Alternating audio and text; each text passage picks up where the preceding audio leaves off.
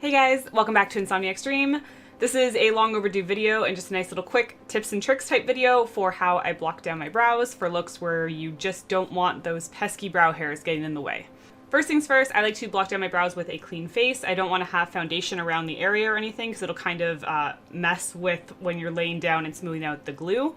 I'm going to be using the glue stick method, so just good old Elmer's glue stick for this one. I like to use a metal makeup spatula as well as a little bit of water. I keep mine in an old spray bottle that I use for my body paints, so just a bit of water on your fingers. That will help with kind of smoothing down the glue since it is water soluble. Usually my first step is to just run the glue along the brow hairs, both the opposite way to kind of coat both sides of the hairs and then flatten it down.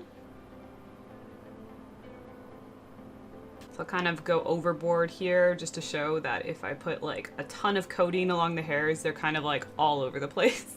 And so that's when you could take something like a little spoolie and follow the natural way that your hairs lay to help them be flat. Sometimes the ones at the end actually kind of go down as opposed to up. And so easiest way is just follow whatever the hairs want to do, and that will help them lay flat against your head. And then taking a little bit of water on my fingertip. I always use this at pretty much every step just to help smooth it down.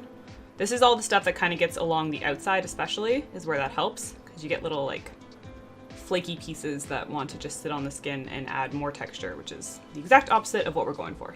So then the first layer is usually really thin, so it's basically just coating the brow hair. So then I usually go ahead and take the makeup spatula and I kind of scrape off little amounts from the glue. And then this is how I do my different layers for going over my brows.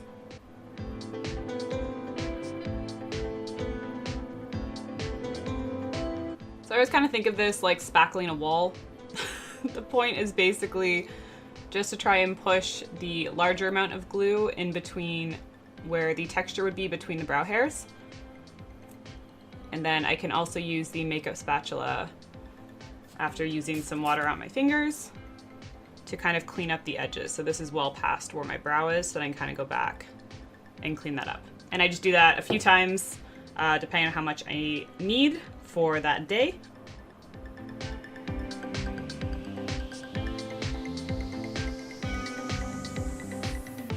So in between each layer, I let them kind of dry down, and then I can go back over and feel that, you know, there's definitely still texture there. So I can do another layer, but I always try to not do too many and go crazy, because I do find that with the glue stick method, because it's not flexible, obviously it's drying kind of, kind of hard.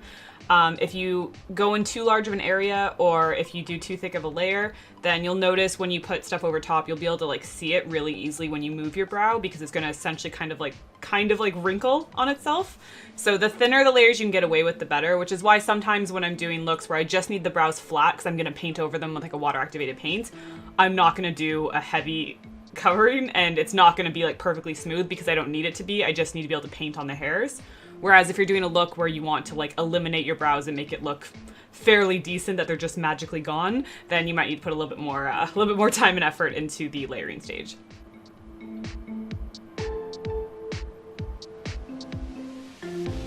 So then after letting them dry, I did 3 layers and I'm pretty happy with, it feels decently smooth. Something I did show in my water mermaid tutorial was sometimes water activated paints don't sit the same on top of the texture that's left by the glue.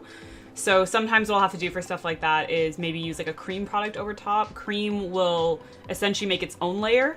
So then from there you could set it with powder and add eyeshadow and stuff, but just moving into water activated paint over top, it might discolor, and you kind of have to use like different ways to correct it. But from here, if I was to try and do a look where I want to just like completely eliminate my brow but keep everything my normal skin tone, I tend to use something like a color corrector. So this is a really old palette. You can see I use a lot of it's almost like a pinky orange one. I just find it helps a little bit to brighten up where the brow hairs are, and then usually you want to follow with a strong concealer and foundation. I don't own any like full coverage foundation, so I can't really show how to do that, but I do have kind of a creamier foundation and like liquid concealer, so something like that to kind of follow and then just try and disguise where your brow is hanging out. So with the color corrector, I'm just going to take it on a sponge and pat it on. You kind of want to keep everything from this stage on kind of a patting motion, because you don't want to accidentally lift or move the glue. It still, could easily flake off, or you could grab a piece of it. So if you kind of just press the products into it, you have a better chance of it not moving on you. So then from there, cream products do still do the best on top, so I am going to use a little stick foundation. And again, kind of more just like press it on, I don't want to pull it. And then just pat it down. And then the last step is to set it. Since it is a cream product, you probably want to set it with a little bit of powder. I'm going to use a tinted setting powder. You can use translucent as well. It's just kind of one other thing that has pigment in it to try and hide your own brow hairs. Perfect illusion, it's probably not, but it's good for most looks that I've ever done where I just kind of don't want my brows to be involved in the overall paint. I'm gonna quickly do the other one and then finish up my face makeup just to show how it can kind of look in its final form of no brows and see what it looks like. And that would be the finished look. Like I said, you can kind of tell where they sit. That might just be something as simple as I just don't have any heavy coverage products for stuff like that. Most of my heavy products are like blues and cream paints for like, you know, monsters and zombies. So if you just find you maybe have higher coverage foundation or a really strong cream concealer, you might find it even easier to fully block them out. But again, this would be a great base for anything where you're then going to be adding, you know, more shadows, if you're going to pull your eyeshadow up there, if you're going to change your skin tone, stuff like that. So yeah, hopefully this was helpful. I know it's very long overdue on my channel, but I will definitely be referencing back to this one quite a bit when I'm doing tutorials going forward. So hopefully it was easy to follow along. If you have any questions though, please ask them in the comments. I'd be happy to get back to them. And yeah, as always, thank you guys so much for watching. I of course will see you next video. So until then, bye guys.